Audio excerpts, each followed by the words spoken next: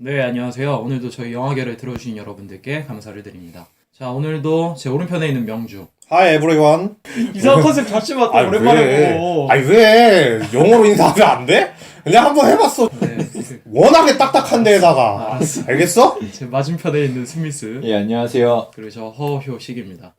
자, 오늘 저희가 다룰 영화 레버넌트인데요. 그 전에 댓글부터 좀 읽어주시. 일단은 건도관님부터 얘기 드리면은 항상 잘 듣고 있는데 이번에 레버넌트가 어떠냐고 물어봐 주셨어요. 예, 다룹니다. 예, 오늘 하는 영화가 레버넌트고요. 네네네. 그 다음에 안개 속의 풍경 4325님께서 뉴스 보고 왔는데 너무 좋았어요. 뉴스 어떠신가요? 하하 부탁드려요. 이렇게 올려주셨는데 네. 뉴스가 또 주제가 다음에 올라왔어요. 조수미 씨가 예. 부른 심플송. 예, 심플송이 올라왔는데요. 다음에 뉴스 다룰 수 있으면 다루도록 하겠습니다. 심플송 들어봤는데, 네. 아, 역시 조수미는 조수미더라고. 조수미는 국내 성악가들 사이에서도 언터처블이거든. 너무 대단한 사람이어서 역시 조수미는 또 그 성악가 치고도 크로스오버 음악을 많이 하는 사람으로 또 유명해. 생각보다. 그렇죠. 앨범도 영화 음악이라든지 되게 대중적인 크로스오버 음악을 많이 앨범으로 실은 사람 중에 한 명인데 아 역시 만무설전이더라고. 그리고 또 음악도 생각보다 되게 독특하더라고. 되게 파트도 구분이 두세 가지로 나눠져 있는 것 같은데 노래도 굉장히 괜찮고 좋더라고. 기분 좋았어. 그리고 기술과정 선생님이랑 그 똥땡마리 김은현님께서 이번 주에는 방송이 없었던 것 같다고. 제가 개인적인 사정이 있어가지고 네네네. 녹음을 미뤘어요. 그래갖고 오늘 했으니까 오늘 좀 더 이야기 많이 하도록 하겠습니다. 네. 재밌게. 공지사항에 올려놨는데 눈에 잘 예, 안 띄어봐. 일단은 한 주 미뤄서 죄송하다는 말씀 드리고 싶고 네. 김은영께서 한 말씀 더 해주셨는데 저희 방송 듣다가 제가 블라인드 시사회 다녀온 거에 대해서 한마디 또 해주셨어요. 네. 정확하게 얘기하자면은 배우사 측에서 홍보 같은 거는 사람들 말을 듣고 그렇게 한 거는 맞아요. 원작 도서라든가 경품 이벤트 같은 거 하면서 자연스럽게 이끌려고 그랬었는데 그런 거 이외에 영화는 터치를 할 수가 없으니까 그렇게 간 게 아쉽지 않았나라는 생각이 들어서 이 얘기는 해주고 시작을 하고 싶네요. 네. 댓글 달아주신 분들과 읽어주신 명주 감사하고 본격적으로 영화에 대해서 얘기를 좀 해보도록 하겠습니다. 예. 일단 제목은 더 레버넌트고 원작이 있죠. 마이클 푼케라고 하시는 분이 만든. 네. 감독은 작년에 버드맨으로 만났었던 예. 알레한드로 곤잘레스 이냐리투 감독. 각본과 각색도 이냐리투 감독이 했었고 마크 스미스라고 하는 사람도 같이 했어요. 편집에는 스티브 미리온, 촬영에는 엠마누엘 루베즈키. 아카데미 2연속으로 타신 분이죠. 예. 네. 음악에는 사카모토 류이치, 알바노토, 브루스 데스너 세 분이셨고 제작사는 리젠시 엔터프라이즈라고 하는 회사인데 제작비가 어마어마합니다. 네. 네. 1억 3,500만 달러. 한 1,500억 되는 거지. 1,500억. 장난이 아닙니다. 배급사는 20세기 폭스고요. 수상 내역을 살펴보면 보스턴 영화 비평가협회 나무주연상, 네. 시카고 비평가협회 나무주연상, 크리틱스 초이스 나무주연상, 촬영상, 골든글로브 드라마 부문 작품상, 감독상, 나무주연상 이렇게 세 부문을 받았습니다. 그리고 아카데미의 12개 부문 노미네이트에서 최다 노미네이트고 영국 아카데미 8개 부문에 노미네이트 되어 있습니다. 네. 개봉 중인데 어느 정도 흥행을 했고 평가 수준은 어느 정도인가요? 1월 22일 기준으로 네. 북미 박스오피스에서 1억 1천만 달러 정도, 해외 박스오피스는 6천만 달러 이 정도 되는데 네. 제작비가 아까 말했듯이 1억 3,500만 달러이기 때문에 네. 최소 3억 달러를 벌어야 되거든요. 최소 3억. 지금 페이스는 나쁘지 않아서 네. 무난히 손익분기점은 넘기고 차익을 남기지 않을까. 제 생각에는 한 4억 달러 정도는 벌지 않을까 싶은데 네. 한국은 현재 한 130만 정도 봤어요. 나쁘지 않은 흥행 성적이고 네. 아마 200만은 무난히 넘기지 않을까. 네. 로튼토마토에서는 신선도를 보면은 비평가들은 87%, 관객들이 82%이 정도 매겼고 네. 메타크리틱 스코어로는 76점을 받았습니다. 뭐 좋은 점수를 받은 거죠, 그렇죠. 평타 이상? 네. 이 영화에 비하가 이거저거 많은데 네. 레버넌트의 제작은 일단 2001년 8월부터 기획이 됐고 이때 원작자인 마이클 푼케의 책이 출간 안 된 상황이었는데 마이클 푼케에게 판권을 구입을 한 거고 그때 당시에 벌써? 그래서 2001년에 이미 준비를 하고 있었고 이 감독 저 감독을 찾으면서 네. 계획을 진행했는데 네. 박찬욱 같은 경우도 이 작품의 감독을 자신이 원했다고 하죠. 그래. 사무엘 잭슨을 출연시키고 어. 싶다고 얘기를 한 적도 있다고 하더라고요. 디카프리오 역할로? 역할은 정확히 모르겠는데 아무튼. 그리고 2010년에는 존 힐코트 감독이 연출하고 크리스찬 베일이 주연하는 영화도 만들어질 예정이었는데 존 힐코트 감독이 하차하면서 네. 장 프랑스와 리시에라는 음. 원 와일드 모멘트로 유명한 감독이 새 감독으로 고려됐지만 네. 결국에는 2011년 8월에 이냐리투 감독으로 최종 결정이 됐습니다. 근데 재밌는 게 크리스찬 베일과 디카프리오 같은 경우에는 라이벌로 많이 묶이죠. 네. 예컨대 아메리칸 사이코 같은 경우에도 둘이 배역을 경쟁했던 걸로 유명하고 그쵸. 비슷한 개봉 시기에 작품이 맞붙은 것도 있고 이러는데 네. 아무튼 이번에도 크리스찬 베일이 맡을 뻔한 역할을 디카프리오가 맡게 됐다는 거. 이렇게 감독을 선임하고 촬영에 들어가기 직전에 제작사인 이 리젠시 엔터프라이즈가 투자 파트너를 잃으면서 자금이 부족해가지고 제작이 취소될 뻔했다고 하더라고요. 근데 안나푸르나 픽처스에서 네. 지원을 해주기로 하면서 여러 제작사가 연합해서 제작된 형태로 결정이 됐습니다. 이거 망하면 줄줄이 도산 나는 거예요. 그러니까 줄줄이 도산이지. 하청업체들 다 끝장나는 거지. 아작이 나는 거지. 그리고 네. 디카프리오는 원래 스티브 잡스에 출연하려고 계획을 하고 있었는데 이번에 이걸 하차하고 이 영화를 택했다고 합니다. 잘 선택한 것 같은데? 잘 선택했어. 오, 잘 선택했어.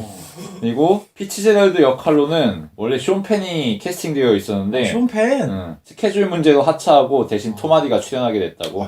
괜찮아 근데? 토마디가 괜찮지. 확실히 영화 보면 아니까. 톰 하디는 스플린터 3라는 작품에 예, 맞아요. 출연하기로 계획이 예. 되어 있었는데 네. 그래서 이 영화는 아예 신경도 안 쓰고 있었다고. 네. 처음에 신경 안 디카프리오가 인셉션에 같이 나왔잖아. 어. 인연이 좀 있지. 그래서 그치. 한번 이거 각본 읽어보라고 권유를 해서 각본을 읽어보고서 출연을 결정하게 됐다고 하더라고. 잘한 선택이었어요. 그 밖에 최신형 디지털 카메라인 알렉사 65로 최초로 촬영된 작품이라고 합니다. 이 카메라로 모든 분량을 찍은 작품이 없었는데 이게 제작 기간이 늘어나면서 네. 실제로 개봉은 미션 임파서블 고스트네이션이 먼저 하게 됐어요. 그러니까 최초 타이틀을 뺏긴 건데 아무튼 먼저 레버넌트가 제작에 들어가긴 했다는 거. 이 카메라의 성능을 살펴보면은 쉽게 말해서 디지털로 지금 다운그레이드된 아이맥스를 찍는 거야. 대충 사이즈를 보면은 아이맥스 사이즈의 한 3분의 1 정도 분량? 보통 영화관에서 상영되는 영화들보다 훨씬 해상도가 좋다고. 보통 영화관에서 상영되는 것들이 4K인데 이거는 6.5K 정도. 네. 훨씬 선명한 화면을 보여줄 수 있다고 하네요. 6.5K까지 가는구나. 그 다음으로 알렉사 65로 촬영한 영화는 그 어벤져스의 새 시리즈. 그게 이 카메라를 또 쓴 작품이라고 하더라고. 그리고 이게 촬영에 굉장히 많은 시간이 걸렸는데 그쵸. 사전 리허설에만 3개월이 걸렸고 아. 촬영 자체만으로도 9개월이 소요돼서 총 1년. 그래서 이렇게 제작 기간이 늘어나면서 제작비도 엄청 뛰었다고. 네. 애초에 블록버스터처럼 대예산에 투자할 영화가 아니었기 때문에 그냥 6천만 불 정도 하려고 했는데 이렇게 제작 기간이 늘어나면서 네. 1억 3,500만 달러까지 늘어났다고. 원래 촬영 예정 기간은 6주였는데 이게 9개월로 늘어나면서 제작비가 2배 이상 뛴 거라고 하더라고. 6주에서 9개월이라니. 거의 6배가 늘어난 거잖아. 그래서 이게 원래 겨울에 촬영을 다 끝냈어야 되는데 찍다 보니까 여름이 된 거야. 그래서 원래 촬영하던 장소가 캐나다였는데 네. 여기서는 더 이상 못 찍게 됐다고. 그래서 아르헨티나 남부까지 가가지고 찍는 바람에 제작비가 또 늘어났고 거기다가 이게 자연광만 이용해서 찍은 영화라 하루 종일 찍는 게 아니라 일조량이 적당한 시간을 골라서 찍어야 됐기 때문에 하루에 2시간 정도밖에 못 찍었다고 하고 재수없는 날은 20분도 못 찍었다고. 네. 이런 식으로 하다 보니까 예상보다 촬영 기간이 늘어났다고 하더라고. 자연광 쓰려고 하니까. 그래서 스태프들도 못해 먹겠다고 하고 중도에 때려치고 간 사람도 많고 네. 여러 가지 어려움이 따랐는데 아무튼 무사히 완성이 됐다는 거. 거기서 좀 재밌는 이야기가 있더라고요. 스태프들이 너무 혹한기로 밀어붙이니까 빡쳐갖고 그만두고 이러니까 토마디도 너무 열받아서 그치. 궁도 하차하겠다 이랬는데 음. 이냐리투가 만약에 촬영 다 끝나면은 내 멱살을 잡을 수 있는 맞아. 기회를 주겠다고 그래서 그 멱살 잡는 거를 사진으로 찍어서 스태프들한테 티셔츠에 박아서 돌렸다고 뭐 그런 얘기가 있더라고요. 우리나라로서는 상상할 수 없는 이야기죠. 네. 이게 재밌는 건데 네. 이 레버넌트의 예고편이 한 2분 정도 되잖아. 네. 근데 예고편의 컷수가 전작인 버드맨의 컷수보다 많다는 거. 어? 버드맨 영화보다? 왜냐면 버드맨은 컷이 거의 없었잖아. 12번인가 13번인가 밖에 없었잖아. 왜냐면 컷이 없이 계속 이어나가는 그치, 영화니까. 그러니까 예고편 컷수가 버드맨 컷수보다 많았다고. 이게 무슨 버드맨의 위험인가 이 정도면? 버드맨 편집자는 날로 먹은 거지. 우리나라에서는 온통 내가 커뮤니티 보면서 느낀 건데 디카프리오 아니면 상 줄 사람도 없다. 이 사람한테는 상 꼭 줘야 된다. 이 개고생을 했는데 그걸 하나 정도는 줘야 된다. 막 그러면서 뜨는 거를 되게 많이 봤어요. 네. 사실은 영화는 제가 어저께 봤어요. 어저께 심야로 봤는데 그냥 나는 그랬긴 했는데 뭐 이렇게까지 떠들만 한 건가? 그러고서는 그 생각은 좀 들더라고. 명주의 저주가 쇼시가 카톡을 예전에 한번 보내왔었어요. 아. 골든글로브 끝난 다음에 디카프리오가 수상했대 보내오자마자 저는 한마디를 적었죠. 못할 것 같은데? 난 못할 것 같은데? 그렇다면 누가 탈 것 같아? 형하고도 얘기를 해봤는데 잡스? 잡스 아니면은 맷 데이먼이 받았으면 좋겠어요. 마션의 맷다이먼? 네, 이번에 맷 데이먼도 오락 쪽에서 나무주연상 받았거든요. 그런데 뭐 이렇게 얘기를 해봤자 네. 소용이 없는 건 뭐냐면은 골든글로브에서 드라마 부분에서 받았다는 거는 작년에도 그랬거든. 작년에 에디 레드메인이 드라마 부분에서 수상했었거든. 나무주연상. 그치. 근데 이번에도 올라가 있긴 하나 그 사람이 2번 탈 수 있는 가능성은 거의 제로에 가깝다고 보고 네. 디카프리오가 받을 것 같긴 해요. 근데 난 맷 데이먼이 받았으면 좋겠다는 거. 아 배당률 혹시 좀 얘기해 줄 수 있어요? 그냥 재미 삼아가지고 배당률은 지금 디카프리오가 예. 1.1대 1 뭐 이 정도. 네. 예. 1등이죠. 확실하죠. 예. 유력하죠. 100만원 걸면은 10만원 따는 거. 그러니까 정훈이가 또 그거 배당률을 올려줬는데 스티브 잡스의 그 마이크 패스벤더? 네. 뭐 4배 정도라고 그러고 네. 마션이 한 7배인가 10배인가 뭐 그 정도였던 걸로 내가 기억을 하는데 나는 투자를 할 거면 오히려 나는 맷 데이먼에 투자를 할 것이다 그렇게 얘기를 해가지고 과연 디카프리오가 주연상을 받을 수 있을지 이 영화로 그것도 아마 주목거리가 될 것 같아요. 정훈이가 얘기해준 내용이 당연히 우리 그 영화계 방송하면서 네. 아주 좋은 내용이고 유익한 내용이기는 하는데 사람들은 이 내용에 관심이 한 개도 없다는 거.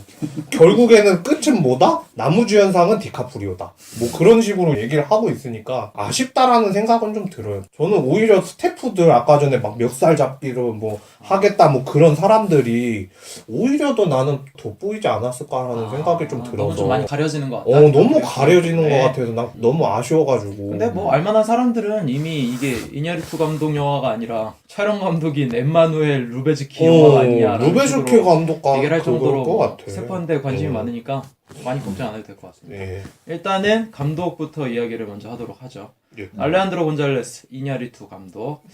이냐리투 감독은 네. 1963년 8월 15일 멕시코시티 출생이고요. 네. 16세 때 유럽과 아프리카를 오가면서 여러 나라에서 노동을 했다고 합니다. 그 당시에 돌아다녔던 장소들을 자신의 영화의 배경 공간으로 많이 활용을 했다고 하더라고요. 16살 때 그렇게 돌아다니면서 일을 했다고? 그리고 뭐 사춘기를 보내고 나서 이베로 아메리카나 대학에서 커뮤니케이션 학을 전공을 했고, 그리고 1984년부터 라디오 락 음악 방송국인 WFM에서 DJ로 근무를 했다고 합니다. 네. 그리고 이 사이에 6편의 영화의 영화 음악을 작곡했다고 하죠. 음악 감독을 했어? 그리고 멕시코 작가이자 각본가인 기에르모 아리아가와 인연을 맺으면서 네. 각본을 쓰게 됐다고 합니다. 네. 이 사람은 나중에 이냐리투 감독의 각본가로 많이 일을 해주기도 하죠. 그리고 1990년 텔레비사, 여기는 라틴 계통에선 굉장히 큰 방송사죠. 여기에 연출가로 입사를 했고, 네. 거기서 일을 하면서 영화도 내고 TV 드라마 뭐 이런 것도 하고 이러다가 네. 90년대 초반에 자신의 프로덕션을 설립하게 됩니다. 제타 필름 프로덕션이라고 해서 여기서 광고나 영화나 뭐 드라마 이런 거를 제작을 하게 됩니다. 이렇게 이런저런 커리어를 보내다가 2000년에 아모레스 페로스로 장편 영화에 데뷔하게 됩니다. 그리고 나서 2003년 21g, 2006년 바벨, 2010년 비유티풀, 2014년 버드맨 이렇게 작품 활동을 이어오고 있죠. 네. 예, 작품 개수가 이번에 레버넌트까지 합쳐서 6개밖에 안 되기 때문에 전편에 다 보셔도 괜찮지 않을까. 3년이나 4년 주기로 영화를 내다가 이례적으로 2년 연속으로 한 편씩 내놨어요. 그러니까 이 영화 같은 경우에는 제작 기간이 워낙 길어서 네. 원래는 버드맨보다 먼저 제작이 들어간 거다. 겹친 거지. 이냐리토 감독 영화도 꽤 길어서 명주가 좀 싫어할 것 같은데. 이번에도 보면서 그래? 근데 버드맨은 별로 안 길어. 아, 비유티풀도 그렇게 긴 건 아니었는데. 제가 한 말씀 드리자 하면은 네. 버드맨은 사실은 한 2시간 정도 되는데 네. 뭐가 그렇게 사람을 피곤하게 하냐면 롱테이크이기 때문에 한 번에 쭉 가는 거에서 피로감을 확 느껴요. 그쪽에서. 그리고 레버넌트 같은 경우에도 심야에 봤다고 그러는데 역시 이불 밖은 진짜 위험한 것 같아. 그치, 날도 추운데. 날도 추운데 지금 저희가 녹음하는 날짜가 영하 17도를 찍고 있는 오늘이- 지금 서울의 날씨. 오늘이 최절정이래. 레버넌트의 오늘이 발톱만큼은 느끼고 있어 우리가. 지하철에 스크린 도어가 얼어붙었어요. 말 다 한 거 아니에요? 바닷물이 얼었어요. 그리고 네. 뭐 어쨌든 간에 레버넌트 보면서 네. 2시간 35분짜리 영화인데 네. 유머도 없고 딱 한 번 나오죠. 딱 한 번. 딱 한 번 나오고 그냥 진중하게 쭉 가요. 그쵸. 근데 이거를 2시간 35분 정도 끌고 가려면 흡입력이라든가 집중력을 사람들한테 요하게 되잖아요.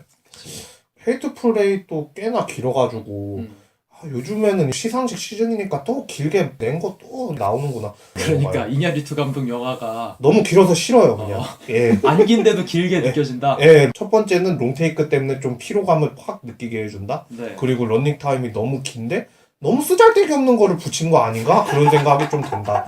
이렇게 해서 두 가지 이유가 있겠습니다. 제 생각에. 명주 취향은 아니네? 예, 제 취향은 아니었어요. 그럼에도 뭔가 감동적이고 뭔가 느끼는 바는 있다. 신기하게도 버드맨이랑 좀 비슷한 느낌이 들어서 전 버드맨한테는 벌점 후하게 줬어요. 그쵸. 근데 저는 보지 말라고 그러잖아요. 사람들한테 별로. 그냥 보지 마세요. 그냥 이렇게 얘기를 했는데 제가 느끼는 이냐리투 감독 느낌도 명주랑 되게 비슷한 것 같아요. 아마 책인데 너무 이거는 고전 명작이고 명작이요, 명작. 읽으면은 정말 엄청 감동을 느끼고 막 이해해요. 생각이 트여. 너무 근데 이해해요. 예. 책이 20권이야. 예. 이게 너무 답답한 거지. 나는 못 읽을 것 같아. 이거는 평생 한 번은 읽어야 돼 무조건 이 책은. 근데 재밌긴 한데 너무 긴 거야. 길어서 중간에 지칠 수가 있다는 거. 제가 정훈이가 책을 낸 거를 제가 봤어요. 딱 보는데 역사책이에요. 네. 물론 저도 축구 좋아하니까 보는데 네. 되게 좋은 내용 많아요. 되게 많은데 좀 없지 않아 지루한 부분도 좀 있긴 있어요. 보다가. 난 아닌데? 아니에요. 장난이에요. 잠깐 얼음이 됐는데 어쨌든 간에 딱 되게 좋다 그러고서 보다가도 지루할 때가 좀 있긴 있어요. 너무 길어가지고. 그런 거를 좀 느낄 때가 그런 게 좀 아니었나. 물론 정훈이 책은 재밌습니다. 네. 추천서기도 한데. 네. 예. 예, 참고로 명주는 제 책을 산 게 아니라 제가 줬다는 거. 예. 카운터인데 이거? 죄송합니다. 카운터였어요. 농담이고요. 그래서 나는 이나리토 감독을 싫어하지는 않는데 뭔지 모르게 영화랑은 좀 나랑 안 맞는다? 뭐 그런 느낌은 좀 들어요. 네. 스미스 군이 좀 설명을 해주시죠. 예. 이냐리투 감독의 특징을 여러 가지 꼽아보자면 네. 일단 분열된 세계가 나오죠. 네. 분열된 세계. 예. 바벨 같은 경우에는 멕시코, 미국, 일본, 네. 모로코 이렇게 네 군데의 배경이 등장합니다. 그렇죠. 그리고 등장인물들은 조건과 환경이 다르고 배경이 다른 인물들이고 서로 갈등을 빚고 있죠. 네. 비유티풀 같은 경우도 스페인 배경인데 네. 중국인 이주노동자 얘기도 나오고 네. 아프리카에서 온 흑인 이야기도 나오고 뭐 여러 가지 배경을 갖춘 사람들이 나와요. 그러니까 균일하고 동질적인 배경을 갖고 있는 사람들이 아니라 굉장히 상이하고 다양한 배경을 가진 사람들이 나온다는 거죠. 네.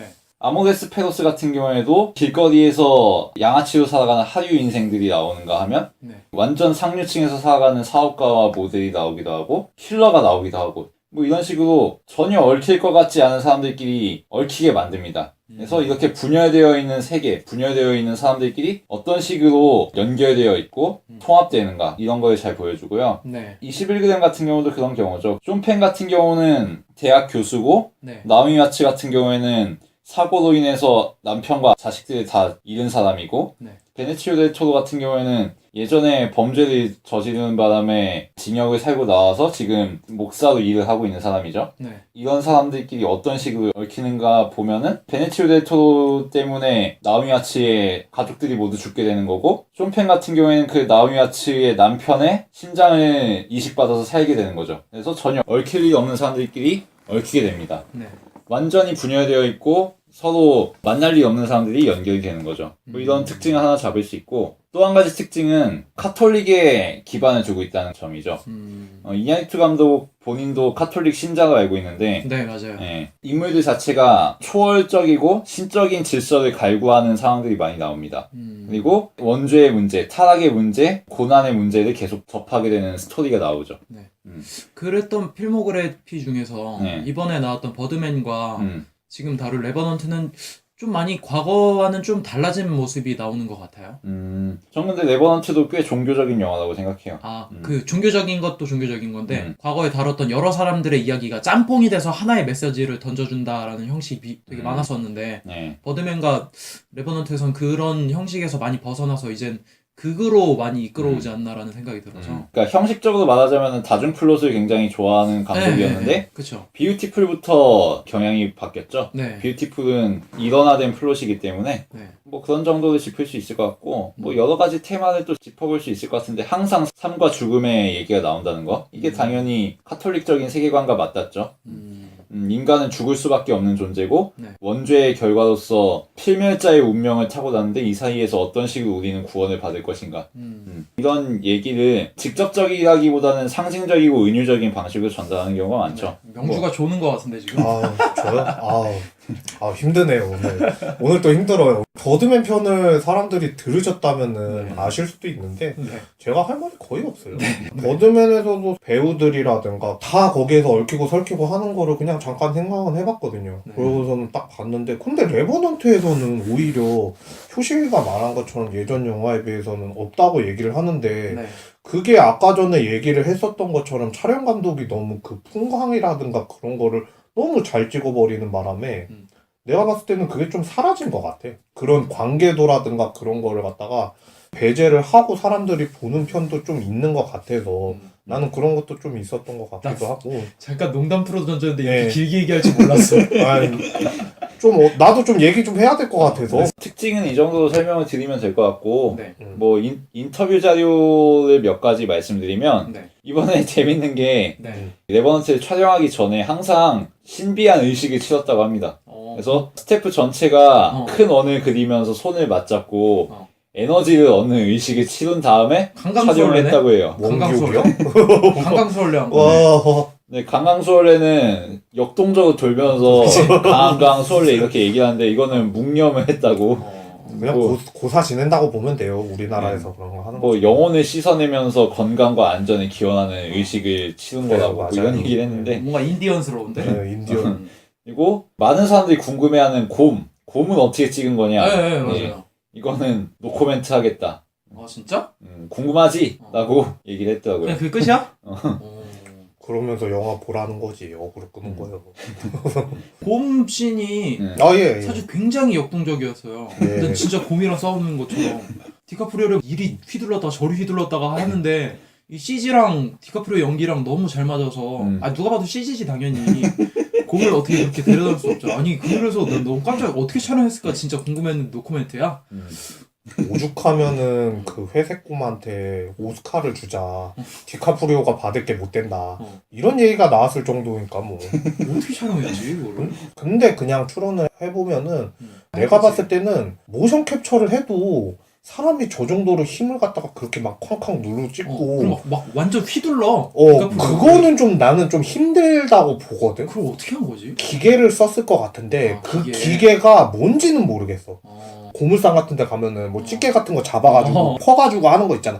그러니까 인형 뽑기 기계 같은 거 있죠. 그런 거 휘두르고 막 그렇게 하는 거. 난리 쳤을 거다. 그 조이스틱 같은 걸로 좀 난동을 핀 다음에 그렇게 했었을 것 같은데 그리고 디테일 같은 게 살아있다고 생각하는 거는 뭐였었냐면은 곰이 완전히 콱 무는 게 아니라 겉에만 훑고 손이라든가 발만 공격하는 게 나오는데 나는 오히려 더 그게 자연스러웠다고 봐. 그냥 딱 그 사투에만 좀 집중할 수 있게끔 계속 그걸 갖다가 좀 끌잖아. 한 5분, 10분은 끄는데 거기에 사람들이 잘 몰입될 수 있도록 만들어준 것 같아서 나는 괜찮았다고 봐요. 난 중간에 디카프리오 얼굴을 밟잖아, 곰이. 그거 보면서 아니 이거 어떻게 촬영했지 싶더라고. 이거 진짜 밟힌 것 같긴 하더라고. 얼굴이 눌려있는 적이라서 이거 어떻게 촬영했지 지금 궁금하긴 했는데 노코멘트라니 아쉽네. UFC 선수 이런 사람 모셔온 거 아닐까? 그럴 수도 있을 수도 있어. 케인 벨라스케스 뭐 모션 캡처로 갖다가 그렇게 했을 수도 있어. 데드리프트 300 치는 사람. 브록 레스너라든가. 뭐 F5요? 뭐 어쨌든 간에 그 손에다가는 뭐 글러브 같은 거 껴줬겠지. 뭐 그 곰발 그거 해가지고 딱 해가지고. 곰 장면이 진짜 인상적이었다는 거. 네. 그게 노코멘트라서 아쉽긴 하지만. 네. 네, 하여튼 뭐 감독에 대해서는 뭐 우리 버드맨 때도 이야기를 많이 해서 더 궁금하신 분들이 있다면 버드맨 편에 또 참조하시면 좋을 것 같습니다. 배우에 대해서 차차 이야기를 해보도록 합시다. 주인공인 휴 글래스 역을 맡았던 리오나르도 디카프리오, 전작 크리스토스 3, 야성녀 아이비, 이 소년의 삶, 길버트 그레이프 뭐 등등등등 있고, 아주 중요했던 작품인 로미오와 줄리엣, 타이타닉, 아이언 마스크, 비치, 캐치 미 이프 유 캔, 갱스 오브 뉴욕, 에비에이터, 디파티드, 블러드 다이아몬드, 바디 오브 라이즈, 셔터 아일랜드, 인셉션, 장고, 위대한 개츠비, 더 울프 오브 월스트리트 정도를 이야기하면 될 것 같아요. 저는 옛날 작품들 중에서 캐치 미 이프 유 캔이나 더 울프 오브 스트리트, 네, 저는 그 두 작품은 유독 잘 본 것 같아요. 물론 타이타닉이라든가 뭐 에비에이터라든가 뭐 그런 작품들도 있겠지만 스필버그 감독이랑 만나가지고 캐치 미 이프 유 캔 찍고 나서 포텐이 터졌다고 생각을 했어요. 마틴 스코시즈 감독이랑 작업하면서도 많이 성장을 했지만 나는 그때가 좀 전환점이라고 생각을 해서 그 작품이 좀 많이 기억에 남았고, 사기꾼 역할을 너무 훌륭하게 수행해버리기 때문에 나는 오히려 아카데미를 받았으면은 그때쯤에 그 연기가 나는 아카데미를 받았어야 되는 게 마땅하지 않은가라는 생각이 좀 들고요. 그리고 울프 오브 더 스트리트는 이거보다 훨씬 더 길어요. 3시간이 넘어요. 그렇죠. 러닝타임이. 그런데도 불구하고 계속 볼 수 있는 게 나 같은 경우에는 주식 같은 거에 좀 흥미를 가졌었고, 그리고 내용 자체가 그렇게 지루하지는 않아요. 재미적인 요소를 가미하기 위해서 그런 게 좀 많아가지고 잘 봤는데, 그 극을 또 살려낸다는 그 디카프리오의 그 연기 모습. 물론 그때 당시에 아카데미를 밀리긴 해서 상은 못 탔으나 평단에는 엄청난 호평을 받았긴 했었죠. 주식 영화긴 한데 거의 사기치는 영화라고 봐야지. 이것도 뭐 사기꾼 영화지 사실. 생각해보면은 제가 사기로 나왔던 영화를 참 잘 봤었다라는 총평이 나오겠네요. 예. 지금 디카프리오가 가장 화두가 되는 건 역시 아카데미일 텐데, 그렇죠. 이거에 대해서 얘기를 좀 하자면 까놓고 받아서 지금까지 받을 만한 기회는 한 번도 없었다. 디카프리오가 노미네이트를 5번째 된 거란 말이야, 이번이. 지금까지 4번이었고. 근데 처음에 언제 노미네이트 된 거냐면 길버트 그레이프 때. 이때 조연으로 노미네이트 됐어. 그때는 이때는 어차피 신인이었고 신인이었지. 조연이고 그냥 노미네이트 된 게 영광이었을 때지. 두 번째가 에비에이터 때 된 건데 이때 주연으로 처음 노미네이트 된 거지. 이때 레이의 제이미 폭스하고 붙었어. 끝났네. 끝났네. 아카데미에서 아주 좋아하는 취향의 연기를 했지. 레이 같은 경우에는 레이 찰스고 거기다 장애를 가진 실존 인물 연기하는 거 아카데미가 얼마나 좋아해. 그리고 연기도 잘했고. 그렇죠. 이때 그리고 클린트 이스트우드도 밀리언 달러 베이비 했지만 이때 못 탔단 말이야. 디카프리오가 탈 게 아니었지. 이때 제이미 폭스가 아카데미만 먹은 것도 아니고 골든글러브, 영국 아카데미, 전미비평가위원회, 전미비평가협회 다 먹었어. 다 먹었죠 그때. 그리고 세 번째는 블러드 다이아몬드 때인데 이때는 라스트 킹의 포스트 히터커랑 붙었어. 이것도 똑같아요. 이때도 히터커가 모든 상 다 휩쓸고 디카프리오는 그냥 언급도 안 되는 뭐 이런 상황이었거든. 그러니까 애초에 디카프리오가 받아야 마땅하다는 평가를 받았던 때가 딱히 없단 말이야. 탑독이었던 때가 없는 거지. 항상 그냥 언더독이었고. 그리고 더 울프 오브 월스트리트 때 뭐 잘했는데 그때 뭐하고 붙었냐면 또 달라스 바이어스 클럽에서 매슈 맥코너헤이하고 붙었지. 그거 뭐 질 수밖에 없는 거잖아. 솔직히 질 수밖에 없죠. 그러니까 디카프리오가 꾸준히 좋은 연기를 보여주면서 탑 클래스에 있었던 건 맞는데 한 해를 지배한 연기를 보여준 적은 딱히 없단 말이지. 이거는 뭐 그냥 못 받을만 해서 못 받은 거지 뭐라 말할 게 아니란 말이야. 그리고 지금 4번 미역국 먹은 건데 4번 미역국 먹은 게 사실 많이 먹은 것도 아니야. 그래요? 전에 더 훨씬 한 사람들도 많아요. 예컨대 알파치노 7번 먹고 8번째에 수상을 했어. 그때 수상을 한 게 여인의 향기인데 이때 알파치노가 52세였단 말이야. 지금 디카프리오는 몇 살이냐면 41세란 말이야.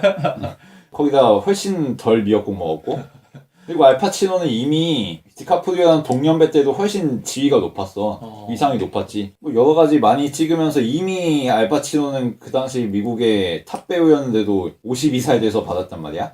그리고 폴 뉴먼은 미국 영화 역사상 가장 유명한 배우 중에 한 명인데 네. 이 사람도 주연 노미네이트만 7번 한 끝에 62세 때 받았어.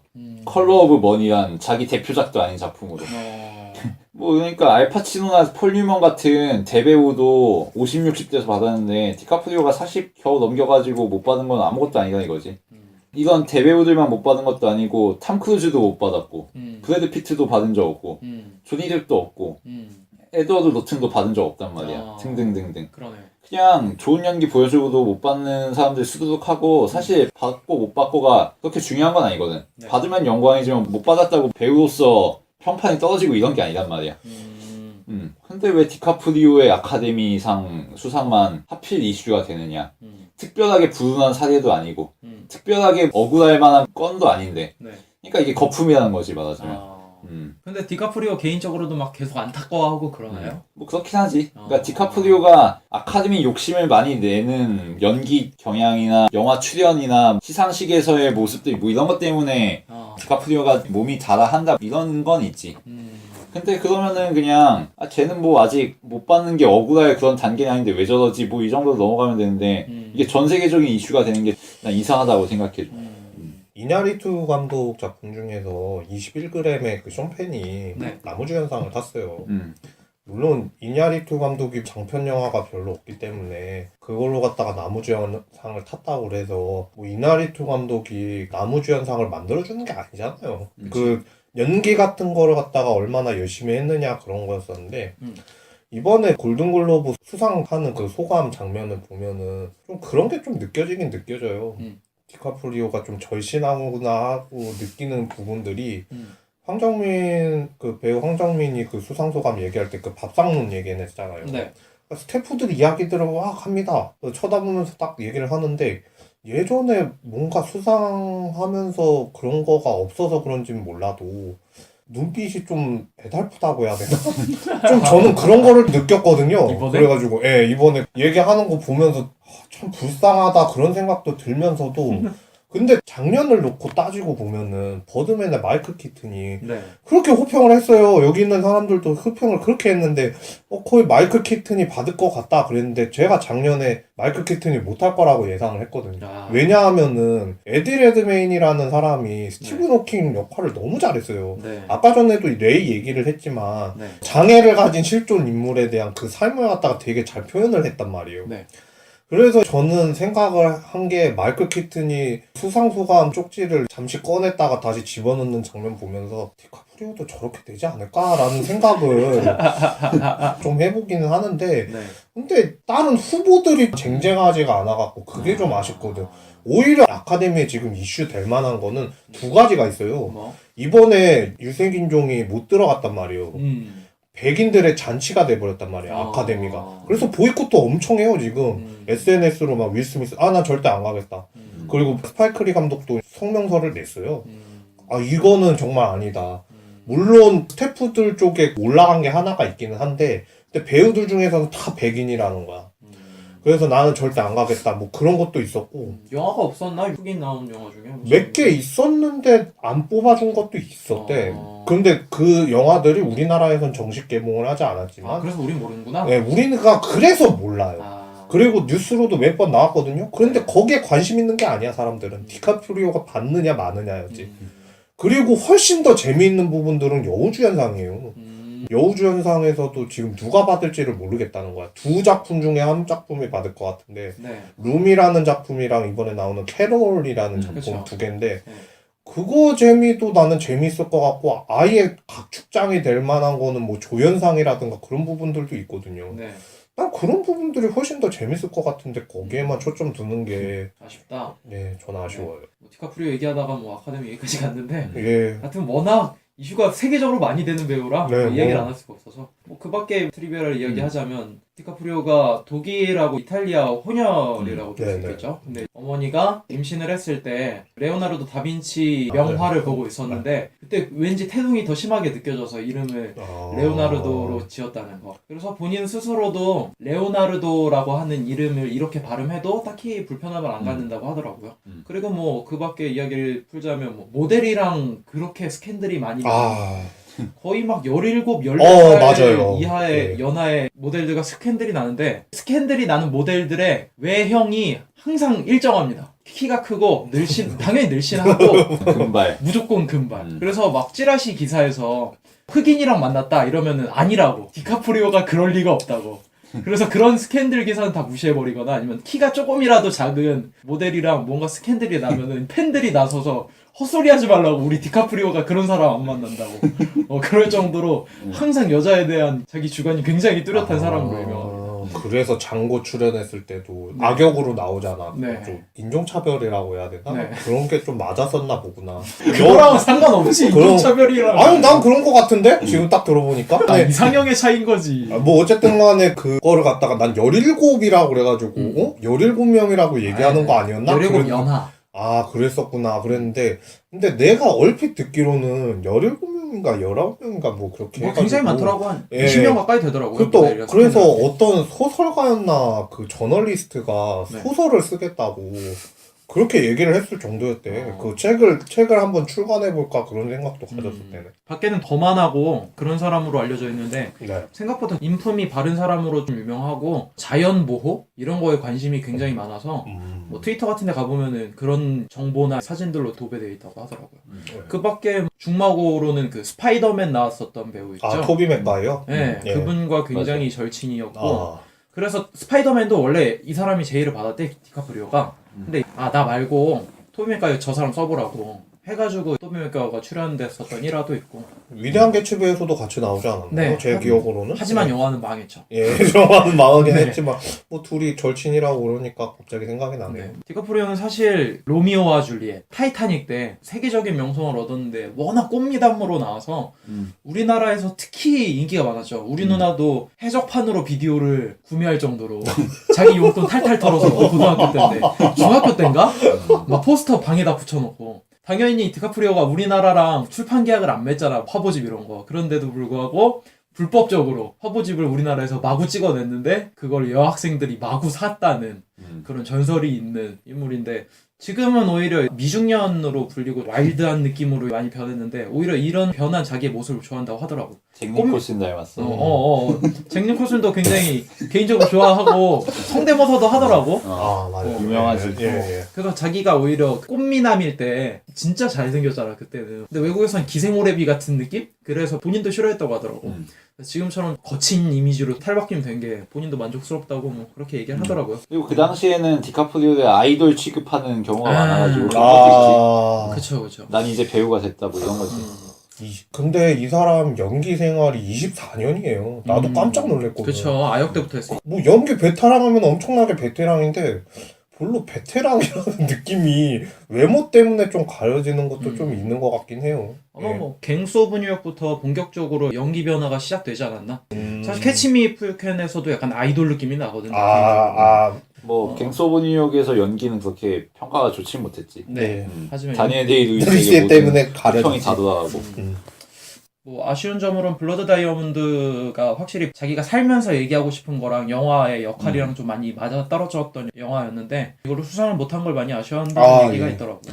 그래도 조연인 그 자이문 훈수라는 분이 있는데 네. 그분이 타셔가지고 그래도 좀 다행이라고 생각했어요. 네. 예. 디카프리오는 워낙 주연이고 할 얘기도 많은 배우다 보니까 우리가 또 처음 다루다 보니까 조금 이야기가 길어졌습니다. 자, 두 번째 배우 조연으로 나왔던 존 피츠제럴드 역할을 맡은 톰 하디입니다. 매드맥스 때도 우리가 한번 다뤘죠. 뭐 전작을 간단하게 말씀드리자면 블랙호크 다운, 스타트랙 네메시스, 인셉션, 다크나이트 라이즈, 차일드 44, 매드맥스, 레전드 등등이 있겠습니다. 매드맥스 때도 얘기를 하긴 했지만 레전드가 그때 개봉을 안 했으니까 레전드 얘기를 안 했었는데 레전드 자체는 영화가 무슨 목적을 가지고 이야기를 한지는 모르겠어요. 근데 연기력만큼은 나는 왜 이번 아카데미에서 왜 이 사람을 나무주연상에 안 올렸는가? 난 그게 되게 의문이 들더라고. 노미네이트를 시키지 않았는가? 나는 너무 의문이 드는 거야. 아, 영화 커뮤니티에서도 돌아다니다 보면 그런 얘기들이 좀 있어요. 차라리 이 사람이 올라가는 게 훨씬 낫지 않았겠느냐? 네. 그러니까 1인 2역의 배역을 내가 봤을 때는 엄청나게 훌륭하게 소화를 했어요. 완전히 다른 쌍둥이에 대한 이야기였거든. 그때 당시에 되게 잘했는데, 그리고 매드맥스에서도 물론 대사가 몇 마디 없었지만 그래도 거기에서 퓨리오사를 받쳐주는 역할이라든가 자기가 주인공적으로 나와가지고 하는 그런 역할들이 그 영화를 살렸다는 생각이 좀 들었어. 물론 우리나라에서는 그 빨간 내복 입고 그 기타 치는 인물이라든가 네. 입모탈에 흠뻑 빠져가지고 아니면은 스프레이를 막 입에다가 뿌려대면서 그런 장면들이 너무 인상 깊어서 그런지 모르겠는데 아쉬운 감이 크죠. 나도 아쉬운 게 뭐냐면은 작년 아카데미 같은 경우에는 나무주연상, 여우주연상 받은 그 작품의 경우에 사랑에 대한 모든 것이 그렇게 영화 평이 좋진 않았단 말이야. 사실. 그렇죠, 예. 그리고 여우주연상 받았던 그 스틸레리스도 영화 자체가 그렇게 막 좋은 평을 받은 거 아닌데 연기가 워낙 호평을 받았단 말이야. 그래서 레전드 정도면은 영화 평은 사실 그렇게 많이 좋지 저도 못하지만 그랬어요. 예. 배우라도 이름을 올려야 되는 건 아닐까라는 생각을 하긴 했어요. 나도 그게 좀 의아하더라고. 그래서 우리 시상식 하면서 내가 토마디를 언급을 했지만 그렇게 나는 이제 편견이 완전 깨졌죠. 그런 영화들을 보면서 나는 솔직히 그 채닝 테이텀이랑 같이 한데 묶어갖고 얘기를 한번 했었어요. 폭스캐쳐 때 얘기했지만 네. 몸으로 이야기하는 배우다. 나는 그렇게 생각을 했었는데 네. 대사 치면서도 마음으로도 사람들을 울릴 수도 있겠구나. 난 그런 생각을 좀 가졌던 게 레전드랑 그 매드맥스가 아니었나. 네. 물론 매드맥스에서는 대사가 별로 없었지만. 네. 커리어의 대표의 작품이라면은 장기수 브론슨의 고백, 그리고 로크, 워리어 정도 네. 세 개를 로크. 커리어의 대표의 작품으로 꼽을 수 있을 것 같고 네. 이 작품들을 보시면 좋을 것 같습니다. 네. 뭐 여담으로는 레전드 때 뜬금없이 한국에 한번 왔어요. 예, 맞아요. 예. 현대카드에서 콘서트가 있어가지고 네, 근데 예. 갑자기 토마디가 있는 거야. 그래서 뭐지? 막 이러고 있다가 레전드 갑자기 급작스럽게 무대 인사를 해야 되겠다고 네, 그래가지고 배급사도 온 줄도 몰랐는데 배우가 갑자기 배급사에서 무대 인사 마련해달라 그래가지고 롯데시네마에서 건대 입구 쪽에. 예. 부랴부랴 페이스북 이벤트 해가지고 매진이 당연히 됐고 뭐 그런 사건이 있었다고 하더라고. 뭔가 되게 독특한 사람인 것 같아. 이벤트로 연 것도 아니었고요. 그때 그냥 예매만 열었는데 네. 3분 만에 매진이 됐죠. 굉장히 뭐 남자답고 독특한 것 같아요. 그리고 일일이 다 악수해주고 사진 오. 찍어주고 영화가 끝나고 그렇게 다 했다는 거야. 커뮤니티에선 난리가 난 거지 또. 굉장히 호감이 느꼈네. 나무주연상으로 좀 올리자. 근데 우리가 할 수 있는 건 없다. 그러면서 추천 수만 눌러주는 건지 좋아요 막. 뭔가 좀 호감이 가는 배우입니다. 자, 세 번째 배우 앤드루 헨리 대위 역을 맡은 도널 글리슨. 대표작으로는 보이 잇 걸, 어도그 이어, 센세이션, 트루 그릿, 해리포터와 죽음의 성물, 뭐 안나 까레리나, 섀도우 댄서, 어바웃 타임, 언브로큰, 엑스 마키나, 브루클린, 스타워즈, 깨어난 보스 등등에 나왔었습니다. 국내 관객들한테는 뭐 아무래도 어바웃 타임으로 확인을 많이 시켰던 것 같아요. 예전에 더 랍스터 얘기하면서 네. 불쌍한 배우 한 명 이야기했었잖아요. 네. 제가 봤을 때는 차세대 주자가 아닌가. 불쌍한 외모의 소유자로서 좀 차세대 주자가 아니었나 싶었는데 레버넌트에서는 완전히 불쌍하다기보다도 좀 리더십적인 인물로 나와서 깜놀했긴 했는데 마지막 가서 불쌍하긴 했어. 예, 좀 불쌍하긴 해요. 마지막에 좀 또 불쌍하긴 했는데 작품 내내 허당이잖아. 예, 그러니까 엑스마키나 같은 경우에도 그렇게 기대를 했어요. 저는 홍보 같은 것도 아주 기가 막히게 했거든요. 나도 좀처럼 그게 안 잡히는 거야. 웬만하면은 그냥 제가 저렇게 되겠네 그렇게 했는데 결말 이벤트 해가지고 어떻게 될 것 같아요 막 그러면서 막 홍보를 했었는데 결국에 극장에서 본 입장으로서는 참 돈이 아까웠죠. 그때 당시에 결국에는 돈이 아까웠다라는 게 결론이긴 했으나 근데 그래? 난 재밌게 봤는데. 아니 되게 어이가 없어가지고 그렇게 됐긴 했어요. 스타워즈 같은 경우에도 잠깐 나오긴 하지만 네. 스타워즈의 카일로 렌이랑 그 네. 도는 글리슨이랑 좀 비슷하게 닮은 것 같으라는 느낌이 들어. 막 형제 같은 느낌이 들었긴 했는데 근데 거기에서도 좀 포스가 있는 것처럼 나오는 것 같은데 포스 있는 척하는 것 같아. 내가 그냥 봤을 때는. 그래서 그냥 나는 불쌍하다. 난 그런 생각만 좀 들더라고. 네. 이 배우 이미지는 한국으로 치면은 이승기가 아닐까. 야 아닌 것 같은데 이승기. 댄디하고 순박하고 그래 뭐 거기까지는 멀끔한데 맞고. 어벙하고 허당인 뭐 이런 청년 뭐 이런 이미지. 오버타임에서 이미지가 굉장히 잘 맞는 것 같다. 그래요 맞아요. 그게 제일 잘 맞는 것 프랭크에서도 같아요. 어벙하고 예. 엑스마키나에서도 어벙하고 예, 맞아요. 다 어벙이에요? 뭐 그냥. 그렇잖아 사실. 뭐 이번에도 사실 어벙한 역할이라서 좀 웃으면서 봤어. 물론 이 앤드류 헨리 데이라는 사람이 이렇게 포스 있고 역량 있는 이런 역할 아니긴 한데 또 이승기가 나왔네 이런 느낌이라서 좀 안 맞는다는 생각을 했지. 이승기 팬들한테 몰매 맞으려고. 그나마 수염을 붙여가지고 좀 대위다운 모습이긴 했는데 아니요. 중간에 수염 깎잖아. 그러니까 또 이승기가 나오더라고. 참고로 이승기 씨는 2월달에 군대를 가신답니다. 잘 가라. 안녕. 아 어쨌든 간에 스타워즈 쇼케이스 할 때도 JJ 에이브런스 온다고 그래가지고 네. 야 한번 얼굴 봐야지 그러면서 갔어요. 근데 신예 배우 3명 정도가 나온대. 근데 돈는 글리스도 물론 우리나라에서 어바웃 타임으로 유명하기는 하지만 그래도 나는 어느 정도 나올 거라고 생각을 했었는데 안 나왔더라고 쇼케이스. 뭔가 거절한 게 아닌가. 우리나라에서도 좀 인지도 좀 쌓아야지. 좀 묻히는 게 아닌가 그런 생각도 좀 들어요. 네. 네, 나는 이 배우가 지금 애매해졌다고 생각하는 게 지금까지 한 연기들이 대부분 청년 연기잖아. 그치. 근데 지금 나이를 먹고 있어. 음. 곧 있으면은 30대 중반이야. 지금 32살이니까. 그래서 연기 변신을 좀 하면서 주연급으로 도약할 작품이 필요하지 않을까 그런 생각을 하게 돼. 네. 그 다음 배우들을 차차 말씀드리자면 짐 브리저 역할을 맡은 윌 폴터. 전작은 나의 판타스틱 데뷔작, 나니아 연대기, 윌 아더 밀러스, 플라스틱, 메이즈 러너, 글래스랜드 등이 있었습니다.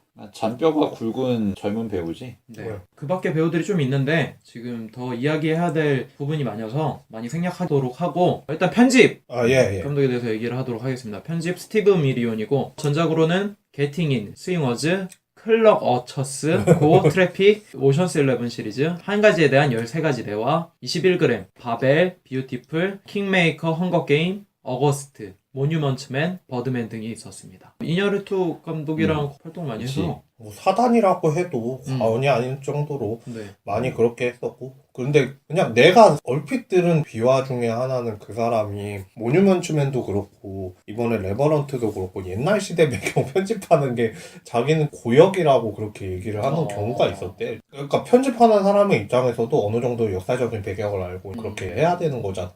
근데 요즘 따라서 편집을 하다가 보니까 옛날 실화 같은 거를 너무 많이 다루다 보니까 자기도 이쪽 역사 갔다가 저쪽 역사 가니까 좀 그런 게 불편하다고 그렇게 얘기를 하는 경우가 종종 있었대. 나는 그래서 이 편집자를 알고 있었어요. 그 인터뷰 한 걸 조금 봤었어요. 네. 뭐 이미 아카데미 편집상을 받은 사람이고 네. 뭐 편집자 중에서 최상급이라고 보면 되지. 그냥 받을 수 있는 상은 이미 다 받은 사람. 그리고 촬영 감독으로 넘어가도록 하겠습니다. 엠마누엘 루베즈키 감독이고 전작으론 러브 앤드 히스토리, 밴디츠, 달콤 쌉싸름한 초콜릿, 하베스트, 암바르, 청춘 스케치, 소공녀, 버드케이지, 조블랙의 사랑, 위대한 유산, 기타 등등 있었는데 가장 중요한 작품으로는 아무래도 트리 오브 라이프, 그래비티, 버드맨 이 정도를 꼽을 수 있을 것 같아요. 예. 칠드런 오브맨은 빼놓을 수가 없지. 예. 칠드런 오브맨 같은 경우에는 디스토피아 배경의 SF 작품이죠. 굉장히 다큐멘터리 같은 느낌이 나요. 가상의 픽션임에도 불구하고 카메라 촬영 자체가 마치 우리가 등장인물처럼 전장으로 들어가서 개고생하는 느낌을 정말 잘 살렸기 때문에 현장감이 정말 대단한 영화였고 체험 수준으로 맞춰준다. 그 비슷하게 또 대박을 친 게 그래비티지. 그쵸. 정말 겪는 영화, 체험 영화 아니야? 진짜 참 대단한 것 같아 볼 때마다. 그래비티로 아카데미 못 받았으면 진짜 사람들이 많이 항의했을 것 같은데 버드맨 때도 생각을 해보면 알잖아요. 그렇죠. 이분이 그래서 내가 봤을 때는 좀 실현 정신이 강하다라는 느낌은 많이 들어요. 지금 현대에 와서 또 발맞추려고 하는 난 그런 노력이 좀 보이는 것 같아요, 이분이. 그리고 감독하고 물론 상의 같은 걸 많이 하겠지만 그래도 웬만하면은 그쪽에 좀 맞춰주려고 많이 노력을 하는 것 같아. 물론 밑에 있는 사람들이 좀 피곤할지는 몰라도 그런 부분들이 잘 반영됐으니까 지금의 이런 작품들이 호평을 받는 게 아닌가라는 생각도 좀 들어요. 뭐 이분을 좀 포장해보자면 할리우드의 정도전이 아닌가. 정도전이 한 유명한 말이 있죠. 한 고조가 장자방을 쓴 것이 아니라 장자방이 한 고조를 썼다. 이 사람이 장자방이란 얘기지. 장량. 본원 어르신. 직책은 촬영 감독이지만 사실상 감독을 쥐락펴락하는 사람이 아닌가. 실제로 보면은 이 사람이 최근에 찍은 작품들의 테마가 다 비슷비슷한 게 네. 트리 오브 라이프, 네. 칠드런 오브 맨, 그래비티, 네. 버드맨, 그리고 이번에 레버넌트. 네. 차이점이 당연히 있지만 비교적 일관된 테마가 있는 작품들이란 말이야. 삶과 죽음에 대해서 논하고 자연이 나오고 인간의 숙명 같은 것들을 다룬단 말이야. 이거 어느 정도 이 사람이 작품 세계에 대한 의식도 좀 있는 것 같아. 그 인터뷰를 봤는데 자연광을 왜 썼냐라고 물어보니까 자연광은 계속 바뀌기 때문에 이게 일관성을 유지하기가 힘들다. 그래서 그 점에서는 부적합하지만 자연 자체가 원래 변화하는 대상이기에, 그리고 이 레버넌트라는 영화의 주제 자체가 무한히 변하는 자연이기에 자연광을 고수했다, 뭐 이런 얘기를 했거든. 그러니까 그냥 단순한 기술자가 아닌 거지. 예술가로서의 의식이 있고 작품 창작자로서의 생각이 있는 거지. 그 점에서 굉장히 중요한 인물이 아닌가. 뭐 이미 업적도 쌓일대로 쌓았고. 그렇죠. 2년 연속 음. 아카데미 촬영 감독. 그래비티, 버드맨. 이거 3년 연속이 되면 아주 그냥 대단한 업적이 될 것 같아요. 촬영의 달인이죠. 불편한 점이 있어요. 어지러워요. 아, 예, 그런 건 좀 있어요. 특히 예. 그래비티도 굉장히 좋았는데 어지러운 감이 있었는데 어지러우라고 만든 영화지 뭐. 예. 이번 영화도 난 좀 어지러웠어요. 그러니까 이게 완전 360도를 넘어서 계속 돌리면서 롱테이크로 쭉쭉 움직이는데 약간 멀미 나더라고. 특히 초반에 인디언들이 습격했을 때 멀미가 나가지고 사전 정보 없이 봤으니까 보자마자 이것도 그래비티 감독 그 감독이구만. 그 감독이구만. 바로 느꼈어. 살짝 어지러웠어. 난. 근데 반대로 얘기하자면은 그렇게 느끼니까 네. 그만큼 유명해졌구나라는 생각도 들지 않아요? 그냥 내가 딱 봤는데 이 사람 작품일 것 같네. 기억이 날 만한 감독들이니까. 그럼에도 불구하고 이번 영화는 진짜 생각지도 못한 아주 참신한 구도들과 장면들이 너무나도 빼어났기 때문에 뭐 어떻게 말을 할 수가 없을 것 같습니다. 2부에서 얘기하면 되잖아요. 네. 예. 자, 마지막으로 음악 감독까지만 이야기를 하고 넘어가도록 하겠습니다. 자, 음악 감독은 3명이었어요. 루이치 사카모토, 알바노토, 브루스 데스너. 근데 알바노토하고 브루스 데스너에 대한 정보는 많이 없는 것 같아요. 네. 잘 모르겠지만 하여튼 루이치 사카모토는 드디어 이분의 영화를 얘기할 수 있어서 너무나도 감사하게 생각해요. 전작을 얘기하자면 뭐 친구야 괜찮아, 전장의 크리스마스, 마지막 황제, 핸드메이즈, 하이일, 도쿄 데캉스, 리틀 부다, 사랑의 악마, 뭐 철도원, 판무파탈, 여자들만의 세상, 할복, 사무라이의 죽음, 새 구두를 사야의 어머니와 살면 등등등이 있었습니다. 이분을 한마디로 표현하자면 아시아인 최초로 아카데미 음악상 탄 사람으로 유명하죠. 네. 이번에는 골든글러브를 못 타는데 네. 그 이유가 골든글러브에서는 특정 작품의 50% 이상을 한 사람이 작곡했을 때 그 대상으로 지정하더라고. 네. 근데 이번 같은 경우에는 세 사람이 협업을 했기 때문에 빠졌다고 하더라고.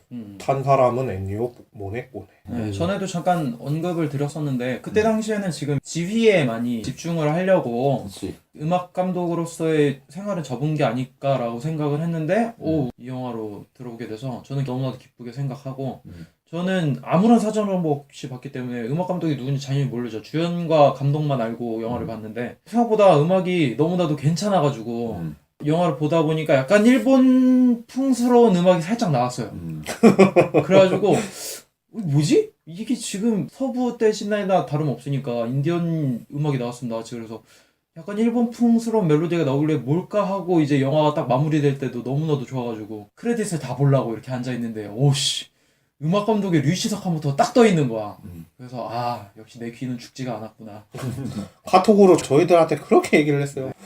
제가 어떤 음악에서 이 멜로디를 느꼈냐면 Arriving at Fort Kiowa? 마을에 도착할 때 나오는 음악인데 1분 한 20초, 40초 되는 짧은 음악인데 이 영화가 전체적으로 선율이 멜로디가 있는 음악이 없어요. 없어요. 거의 막 효과음에 가까울 정도의 음악을 그렇게 썼는데 멜로디가 한 번 나오길래 이 멜로디가 한 번 나오는데 일본풍스러운 거야. 아니나 다를까 루이치 사카모토가 그거를 맞춘 저도 대단한 것 같아요. 결국에는 마지막에 자기 자랑으로 가셨군요. 뭐 어느 작품 보면서 뭐 음악 같은 거 좀 감명받은 거 있었어요? 역시 레인이죠, 레인. 레인. 네. 마지막 황제 나오는 레인이죠. 이걸로 아카데미 음악상도 탔고. 네, 뭐 그렇기도 했죠. 우리나라 광고 음악에서도 많이 쓰였고 달마야 놀자에서도. 저는 철도원 보면서 철도원 자체는 좀 지루하긴 한데 네. 그런데 영화 음악 얘기하면은 또 빼놓을 수가 없을 것 같아요. 그러니까 그 음악이 지나가면서 사람이 장면이 생각나면은 마음속으로 정말 와 닿았구나라는 생각이 좀 들거든요. 예, 그런데 그런 작품 중에 하나가 저는 철도원이었었던 것 네. 같아요. 예. 이 Arriving at Fort Kiowa 이 음악은 2부 시작할 때 들으실 수 있을 것 같습니다. 자, 이 정도로 영화에 대해 프롤로그를 얘기하고 2부에서 본격적으로 영화에 대해서 다루도록 하겠습니다.